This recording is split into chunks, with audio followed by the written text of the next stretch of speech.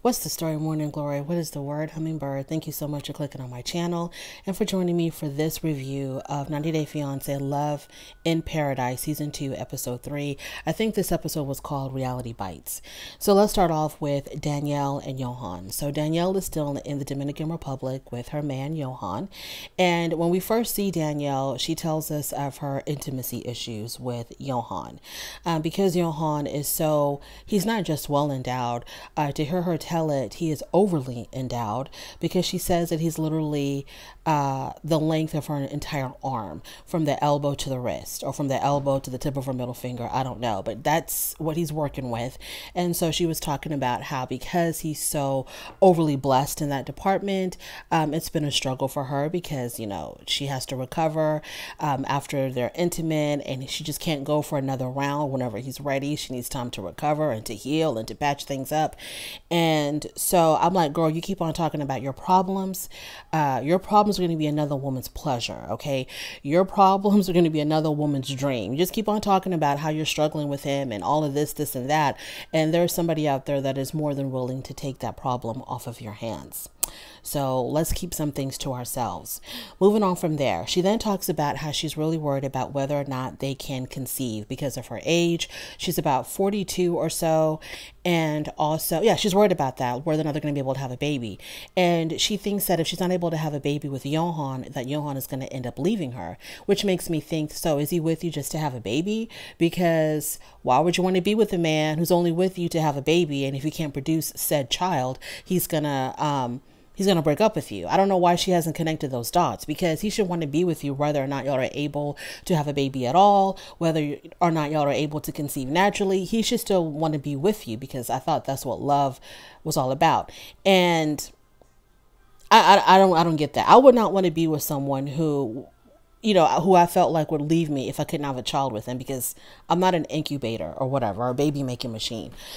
So she goes to the doctor, both of them go to the doctor, and she wants to get her fertility checked out. And so they run some tests on her, and the doctor says that even though her uterus is good, her uterine lining is really, really good, she has no fibroids, she has no cyst or polyps or anything, her uterus is very, very healthy, but her egg quality and her egg quantity is extremely low.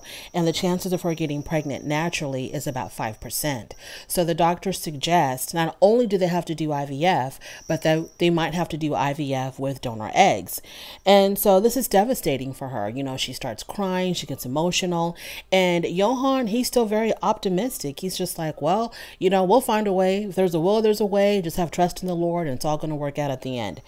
So she's very stressed out about the fact of them, whether or not they can conceive. So later on, her and Johan are having a conversation about the whole IVF process. Now, Johan does not make a lot of money, and she herself doesn't have a lot of money. And so she tells them, if we go through IVF, it's going to cost upwards of $30,000, and we don't have that money. And he's just, you know, like, whatever, we'll find a way. Don't worry about it. We'll find a way. That's his answer to all of life's problems. So then later on, they go to the river because it's time for her to make an offering to the gods. So she offers the gods fruits and flowers, and she sets it all, you know, she puts it all in the river, and Johan is there with her, and he's like watching her do all of this, and he really doesn't get it. He doesn't understand, but he's like, I'm just here to support my woman. So if she wants to do it, that's fine with me. Because Danielle is I forgot what she follows. I forgot the name of the religion that she follows, but it's some religion of the Igbo culture, derivative of the Igbo culture. So this is what they do. If you're praying for something to be fixed in your life, you make offerings to the gods. So he's just there to support Danielle. So Johan is friends with a lot of women that are guests at the hotel that he works at. And she knows about this, and she's a little bit uncomfortable, especially since her spiritual leader told her that Johan has a very flirtatious spirit. He flirts a lot with the women around him. So her spiritual leader had told her that when you get to the Dominican Republic, plant a banana tree. And this is going to ward off some of the it's going to ward off some of this temptation that he's feeling. It's going to tame this flirtatious behavior that he has. And so after they give the offerings to the gods with the fruits and everything else, they plant the banana tree. And then around the banana tree, she makes another offering of fruits and eggs. And Johan looks at the fruits and the eggs that she puts around the banana tree after they plant it. And he's like, yeah, give it about 3 hours and the locals are going to come and steal all of this. Moving on. So later on, they go out with a few of Johan's friends, and she wanted to go out with the friends because she wanted to get information from them. So she asks the friends about the women that follow him on his Instagram. She says that I noticed that a lot of his followers are not even women from the Dominican. These are foreign women. And they tell her, yeah, because a lot of women come to the hotel that he works at, women from all over the world. And so, you know, when they leave, they want to, they ask him for his Instagram so they can follow him. And they tell her this is really normal. It's not really natural for like a man to ask him for his Instagram, even though I'm assuming he works with men also because he's a fitness trainer. So they tell her it's not really natural for a man to ask for his Instagram, and that's why you see mainly women that follow him. But this is just all his clients, and there's no hanky-panky going on. These are just all his clients who want to follow him. And Danielle doesn't believe it. She calls BS on all of that. Then she happens to mention to the friends that her and Johan are going to be getting married in like less than 5 days or in 5 days. And the friends had no idea that they were going to be getting married. And so she takes this as a red flag. She's like, y'all don't know that we were going to get married? And they're like, no, he never told us. And so then she turns to Johan and she's like, why wouldn't you tell your friends that we're going to be getting married in like 5 days?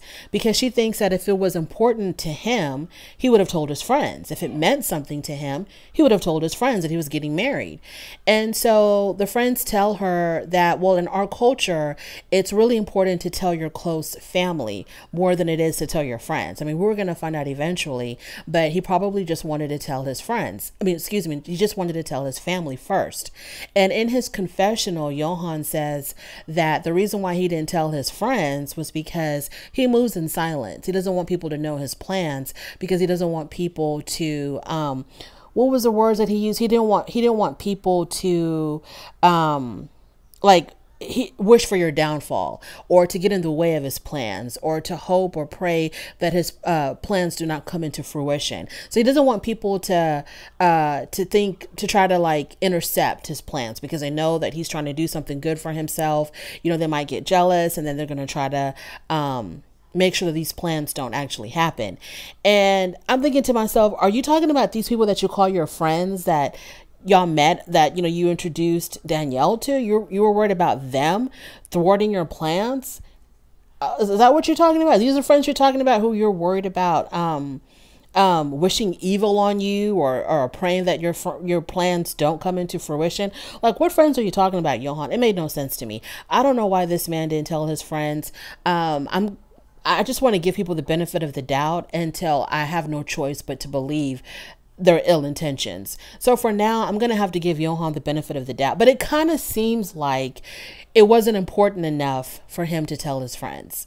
That there's this possibility that maybe he just sees Danielle as, you know, my ticket to America or whatever. So that's the only thing that I'm really concerned about. The wedding is just a step to my goal of coming to America. So it really wasn't worth him talking to his friends about because it's not a big deal to him. I don't know. But Danielle sure was pissed about the fact that he didn't tell his friends. Moving on to Daniel and Amber. So this is the first time that they've shown up in season 2. But when I first met Daniel and Amber in season 1, I did not like Amber at all. And I still do not like Amber at all. It is very difficult for me to watch her because she makes me so uncomfortable with how bossy she is with Daniel. I mean, she treats him like he is just a stupid little boy who doesn't know any better and desperately needs her in his life to show him the way, to guide him, to let him know what he needs to do, because she's so condescending to him, and she's so like if she was, I don't know, if you can use the word, she's very patronizing to him. And I just don't like their dynamic at all. I don't like it at all. She gives this young man absolutely zero credit on thinking for himself or doing anything for himself. She constantly babies him. She constantly nags him, and just, it's like a mother-son type of dynamic. So the problems that I had with this couple before, I see those problems still exist in season 2. So Daniel is 25. Amber is, I think, in her early 30s. Now they both live in Seminole, Florida.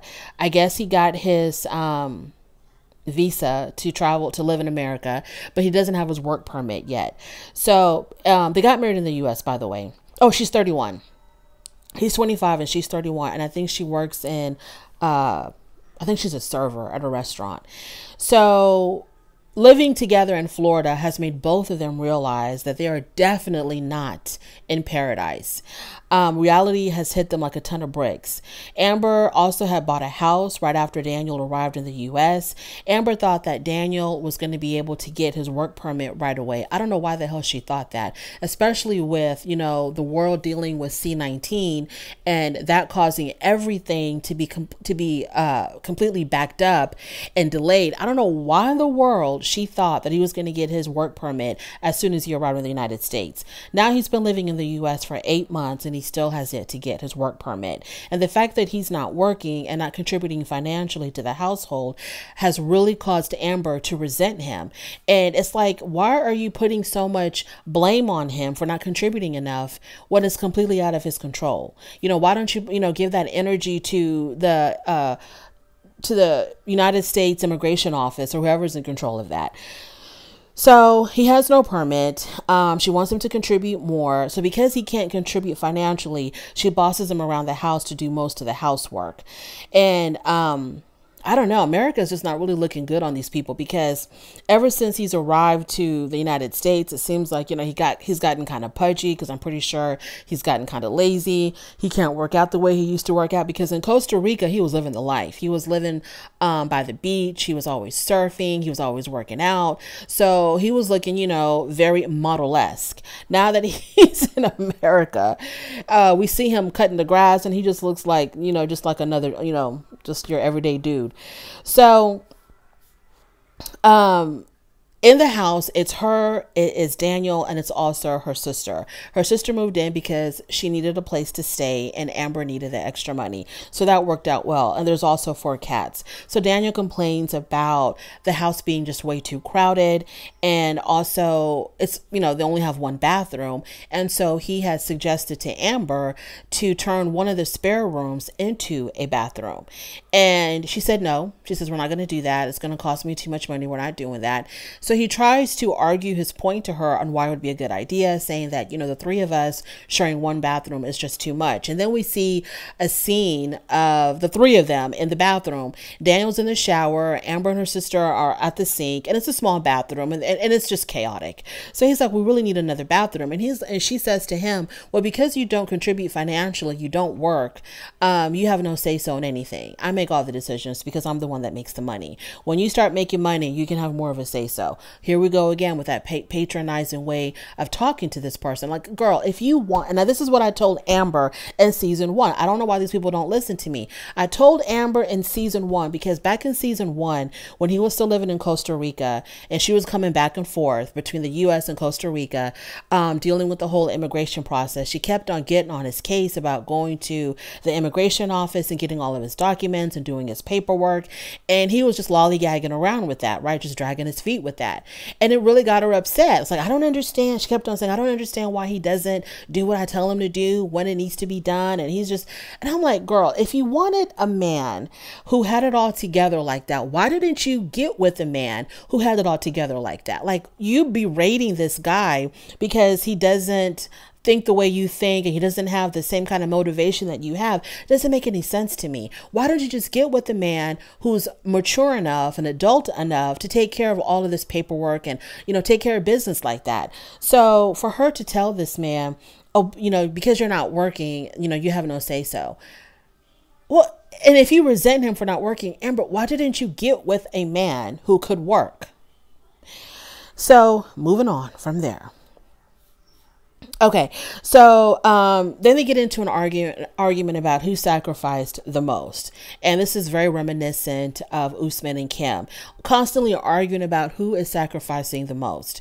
It doesn't even really matter. Y'all are both sacrificing. Okay, both of y'all are sacrificing. In a situation like this, you can't say that one person is sacrificing more than the other. The sacrifices are different. They mean different things to different people. Let's stop with trying to compare who is sacrificing, who's giving up the most. Y'all are both sacrificing enough. Y'all should be able to recognize in one another, what the other had to give up to make this union work. And let's move on from there. So Daniel says that life in the U.S. is very stressful. Daniel, life in the U.S., I don't think it's that stressful. Life with Amber is stressful. Now it's the weekend, and she talks about how, she works so hard during the week, and so on the weekend, that's her time to let her hair down and relax and chill. So she wants to hang out with her friends. And so Daniel comes along, and they meet up with her friends at a country and western bar. And he keeps warning her about drinking too much. He doesn't want her to drink too much because she gets, I guess, rowdy or out of control or super silly when she drinks too much, and he doesn't like it. So he's constantly reminding her to not go too far with the alcohol. And she tries to convince him to do some line dancing, and he's like, no, I don't want to do any line dancing. And he says in his confessional that line dancing is weird to him because he likes the kind of dancing where you hold your partner, you dance, face to face with your partner, and y'all do the moves, like salsa or whatever. You hold your woman and it's all sensual. That's the kind of dancing he likes. He's not down with this line dancing stuff. So one of the friends that is there with them is a guy named Ashton, which is Amber's best friend. So Ashton and Amber are having a conversation, just the two of them. And Ashton asks Amber, did you tell Daniel that I'm going to be moving in with y'all? And of course, Amber says no, she hasn't told him yet. And she doesn't plan on telling him that night because she doesn't want to ruin the night. What are you talking about, ruin the night? Daniel is already on 10. He's already pissed off about having to be at a country western bar. He's already pissed off about you drinking. He doesn't want to be there. What are you talking about? The night's already ruined. This is like the best time to tell him. He's already pissed off.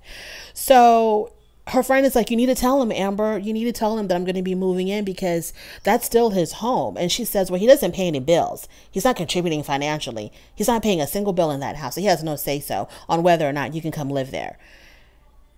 Amber, are you kidding me? He's not a child.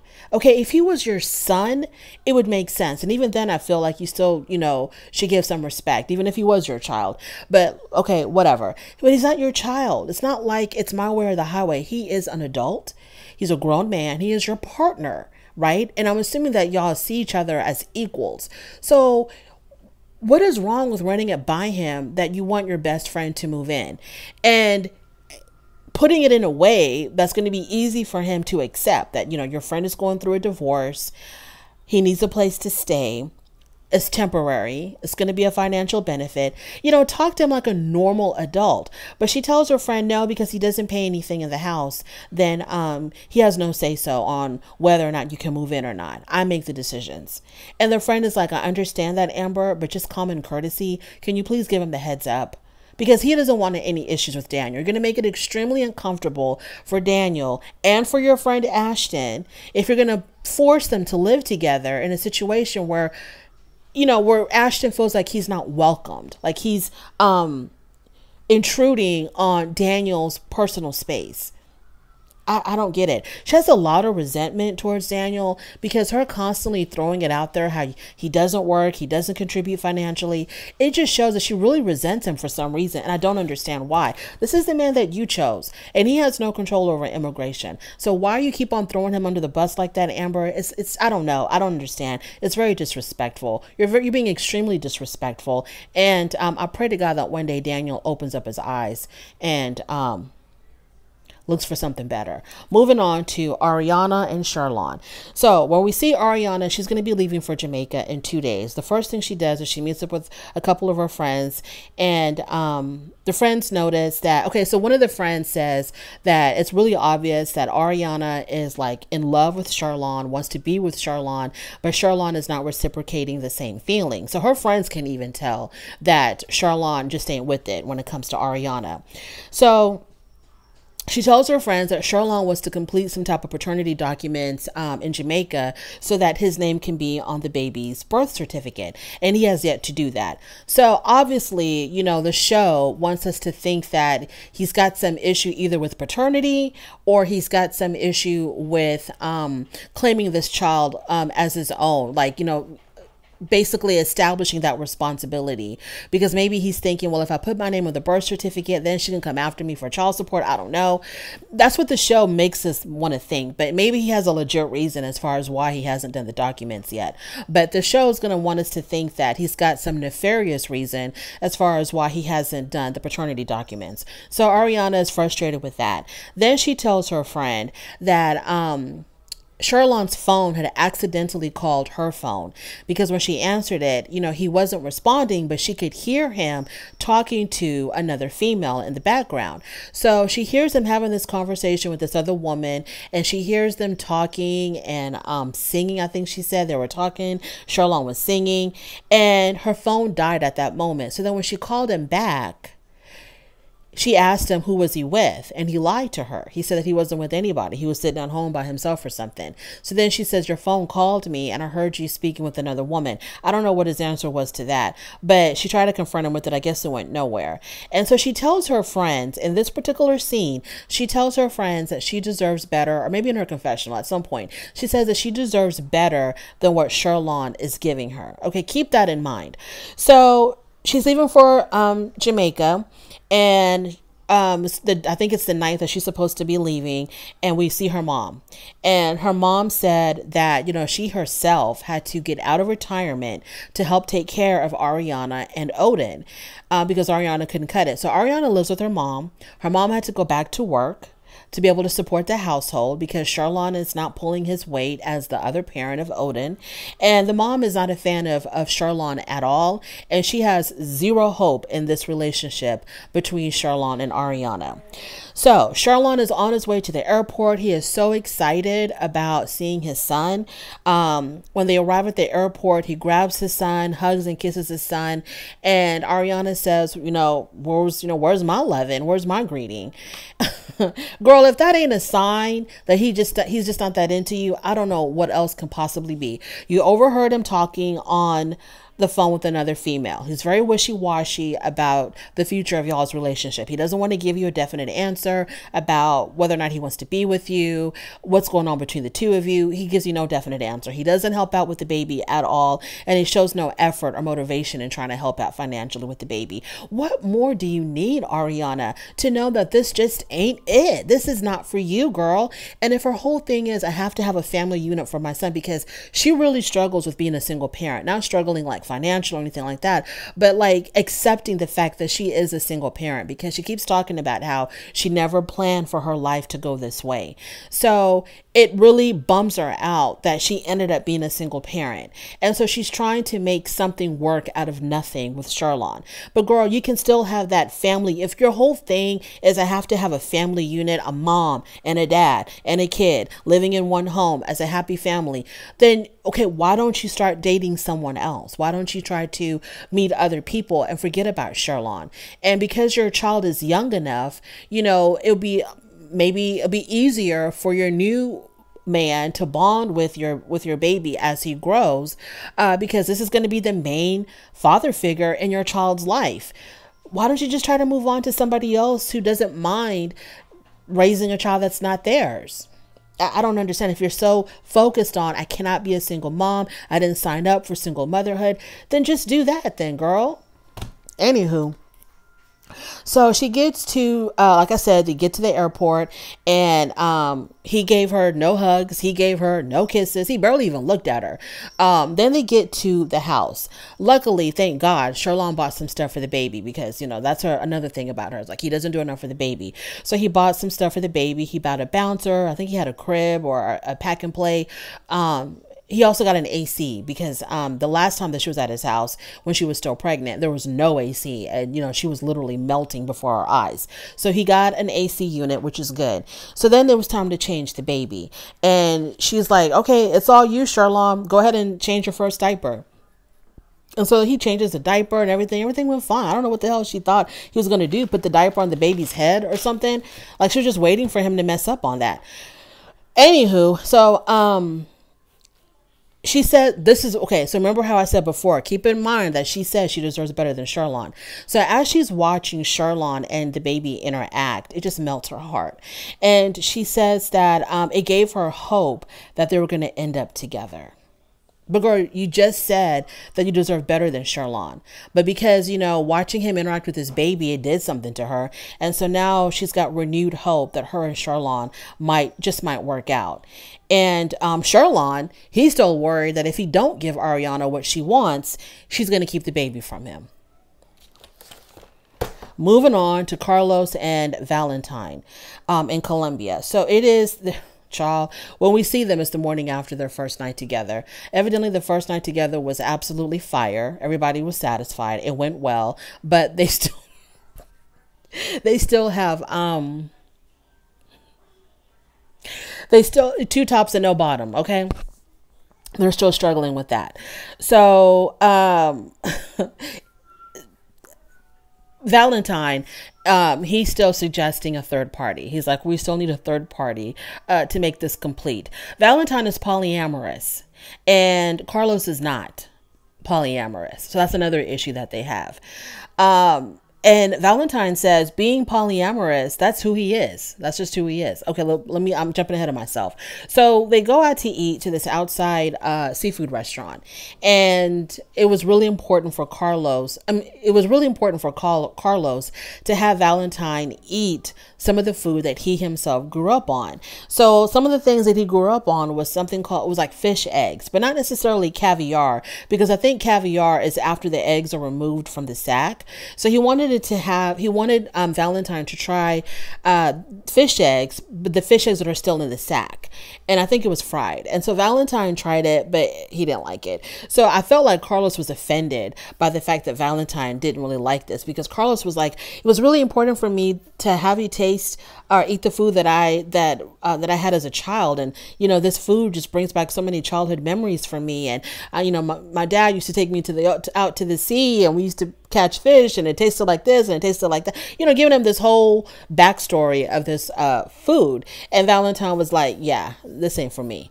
So then they start having a conversation about polyamory, and Carlos is like, I don't like it. I don't want anyone else in our relationship. I don't want you to be with anyone else. I don't want that. And Valentine is like, this is what I am.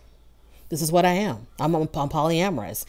And I kind of think Valentine is just greedy. I feel like he just wants it all. If he wants to be with someone else, he wants to have the option to do that and still come back home to Carlos. I think that's what it is. But anyways, maybe I'm overstepping my boundaries. And Carlos says, well, what if you fall in love with somebody else? And where does that leave me? And Valentine didn't have an answer for that. So later on, Carlos, Valentine, and Carlos's cousin, they all go out to a gay club. And they get to the club and it's absolutely dead. Okay, there's nothing happening. There's nobody dancing. You can literally count how many people were in the club. The dance floor was empty, but the DJ was still DJing. And so Valentine was trying to get the party jumping. And so he starts dancing by himself. He starts dancing with a couple of women that were there. He gets on stage by himself and starts dancing. And Carlos is extremely embarrassed by this. He says in Colombia, even though this is a gay club, we still have to be very reserved because you just never know what might happen. So he doesn't like all of this grandstanding that Valentine is doing. And Valentine takes it a step further. He gets one of the, because there's three bartenders, and the bartenders are all shirtless. So he gets one of the bartenders to dance with Carlos's cousin. And to me, it looked like they were having a good time. The bartender and Carlos's cousin were dancing. It looked like they were having a great time.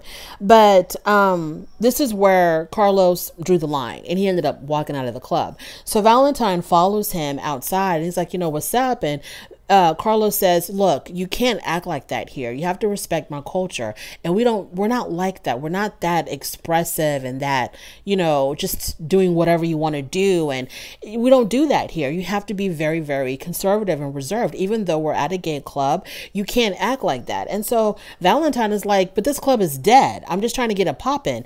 And Carlos is like, no, we don't do that here. And he tells them, like, when you had my cousin dancing with the bartender, my cousin was very uncomfortable with that. And Valentine was like, he was? Because it looked like he was having a good time with the bartender.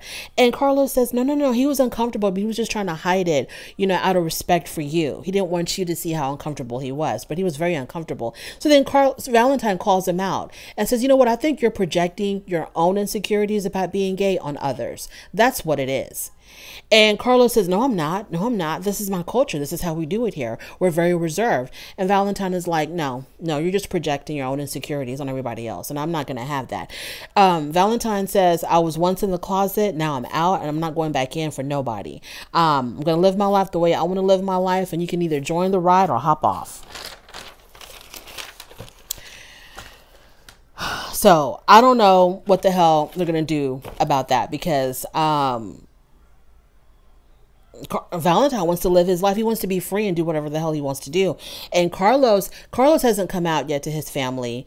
Another good point that Valentine brought up. He says that Carlos likes passing for straight because he doesn't show up as a gay man. He's not flamboyant or extremely effeminate, so he can pass for straight. And that's, he hides in that. That's comfortable for him. And Valentine is like, I'm not going to tone myself down to make him comfortable. Moving on to Frankie. Okay, so Frankie says he's on his way to Mexico because he plans to propose to Abby. Now, Abby and Gabby, they're in a relationship, themselves. But they met Frankie. This is what they do, like once in a while or whatever. I have no idea. Look, this is all, look, y'all.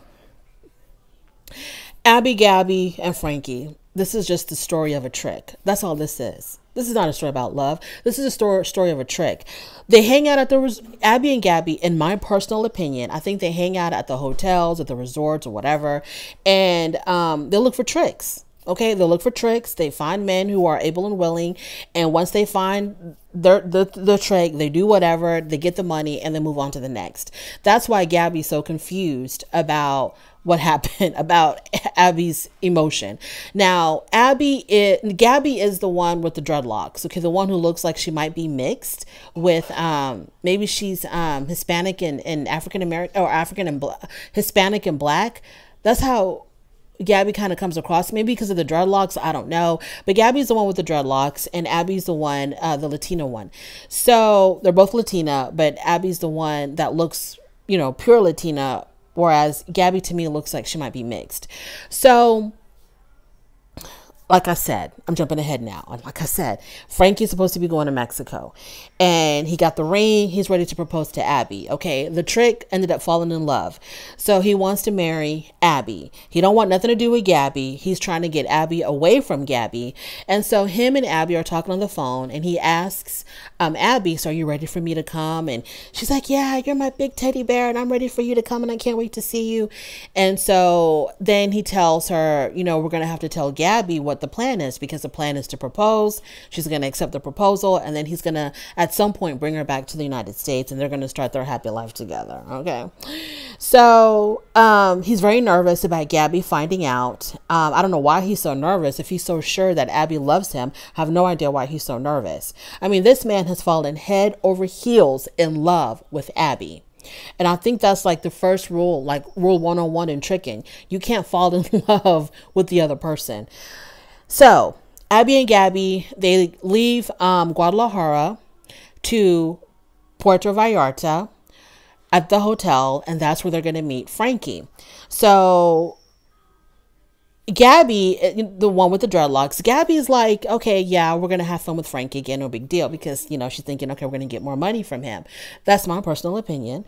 We're going to get more money from him. So it's all good in the hood. So, she's okay with coming back to Puerto Vallarta to see Frankie again. So we see Abby, she's by herself in the bathroom or in the room or wherever she was, and she's texting Frankie. All of a sudden, the text messages just stop, and she can no longer send her messages out to him. And so she's in panic mode now. So the producer is asking her, what happened? What's going on? And she says that she got a text from Frankie saying that he was not going to come to Puerto Vallarta because he doesn't want to ruin their life. He says, I don't want to ruin your life, so I'm not coming to Puerto Vallarta. So Abby is visibly upset. So she goes to Gabby. Gabby's, chilling on the beach, drawing, enjoying the scenery, enjoying the waves, watching the ocean, just chilling. And here comes Abby with all of her emotional strife. And she tells Gabby, oh my God, Frankie's not coming. He's not coming. And Gabby's like, why isn't he coming? And so she says, because he says he doesn't want to ruin our lives. So he's not coming. And so Gabby's like, well, what the hell does that mean? And, Abby can't say too much, right? Because she's not ready to tell Gabby that she plans to run away with Frankie. So she's like, I don't know why he said that. I don't know what's going on. And she's like visibly upset. And Gabby's like, okay, girl, we're still here with each other. We don't need him. We can still enjoy Puerto Vallarta without Frankie. Like, what is going on with you? Relax. And Abby's like, I don't understand why he's doing this. And I don't get it. I don't understand what's going on. And Gabby in her confessional talks about how she is not understanding why Abby is like breaking down because Frankie's not showing up for round 2. Because to Gabby, it's like, okay, he was a trick. He paid us the money. We moved on. This is what we do. Like, girl, this is what we do. We get a trick, they pay the money, and then we move on to the next. Or in Puerto Vallarta, we can find another trick. So she's not understanding at all. And the way Abby is reacting, she's reacting like somebody who's missing out on her money. She's acting like somebody owes her some damn money and they're not paying up. That's how she's acting to me, in my personal opinion. It's like she's acting like this man was supposed to come run me my money and he's not even going to show up. That's how it's coming across to me. Frankie, you still haven't answered my question, my original question that I asked you last week. How much money are you sending them on a monthly basis? That's my first question that you didn't answer. Now I have another question for you. How much did you pay them that first time around for that first trick? How much did you pay them? Thank you so much for joining me in this review. I really do appreciate it. On your way out, do not forget to rate the video. If you like this content, go ahead and subscribe, and I will definitely talk to you later. Bye.